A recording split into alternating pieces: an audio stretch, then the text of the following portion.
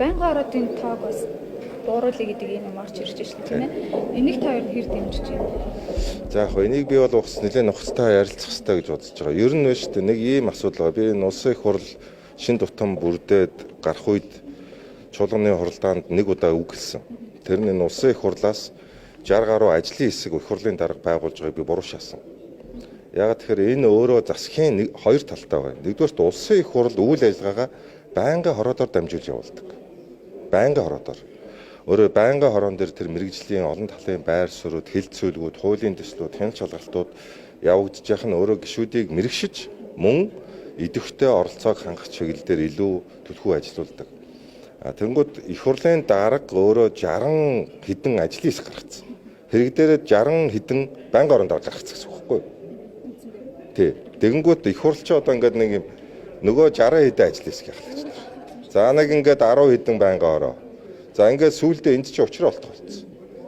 Өдөр болгон одоо та бүхэн их хурлаар хэлцэх асуудлыг харах юм бол өдөрт 10-аас 20 ажлын хэсэг хуралддаг.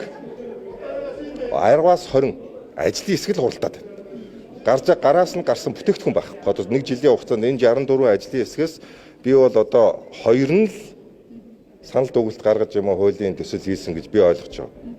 Бусад 60 хэдэн нэг жилийн хугацаанд үр дүн гаргаагүй. Харин эсвэргээр улсын их хурлыг дотооддоо үйл ажиллагаа явуулах тэр амьд механизмуудыг энэ бол өөр айгүй садаа болсон. Хоёрт засгийн газрын үйл ажиллагаанд сөргөөр нөлөөсөн. Засгийн газрын. Ягаад тэгэхээр тэр 64 ажлын хэсгийн ахлагч нар бүгд нөгөө амбицтай, идэвхтэй, хүсэл эрмэлзэлтэй ийм одоо улс төрчнөр од ирсэн ажлын хэсгээ ажиллуулна гэдэг тэд чи хаанаас хүмүүс татах вэхээр яам агентлагуудаас экспертүүдийг, мэрэгчлэнүүдийг дуудаж хуралцдаг. Жишээлбэл би өөрөө хууль зүйн одоо сайдаар ажиллаж ирсэн хүн. Хууль зүйн яамны зүгээр мэрэгчлэлтэй орж ирэл надад хэлж байгаа байхгүй. Би өдөрт улсын их хурал дээр өглөөнөөс ороо хүртэл 4 ажлын хэсэгт ингээд суугаад яваад яам дээр очиж толцсон. Нөгөө хэдэн ажил хийдэг хүмүүс нь сай төрийн нарийн дээр олдох болсон. Энд ажлын хэсэгт дуудагдаад хуралдаал суугаад байдаг. Тэгэхээр энэ өөрөө би юу хэлэх гэж байна вэхээр засгийн газрын, яамдуудын, агентлагуудын бодлого боловсруулах. Энэ үйл ажиллагаанд хүртэл сөргөөр нөлөөсөн байхгүй юу? Бас.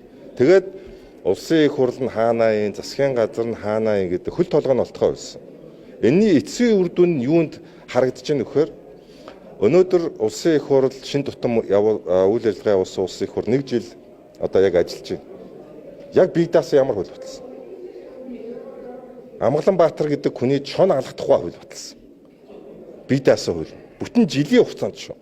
Энэ өөрөө улсын их хурлын нөгөө бүтээмжтэй байх, үр дүн гаргаж ажилтдаг байх энэ зүйлүүдэд саяны ярьж байгаа ийм буруу шийдлүүд нөлөөлдөг байхгүй. Би энийг сануулж хэлж ирсэн. Наа чи бол буруу дээ шүү, фейлдэн. Бүтлгүүтэй шүү. Одоо улсын их хурлын сүүлийн одоо хэд хоногт өдөр болгон чуулган хуралдаад байгаа болохоос биш.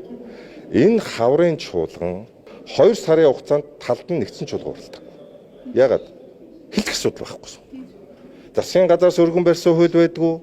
Улсын их хурлын нөгөө 60 хэдэн ажлын хэсгийн гишүүдээс өргөн барьсан хууль байдаггүй. Өөрөөр хэлбэл энэ бүхэлдээ юу болгосон гэхээр Монгол төрийг гацаасан байхгүй. Ажиллах чадамдгүй болгосон. Бие биендээ хариуцлага чигсэн.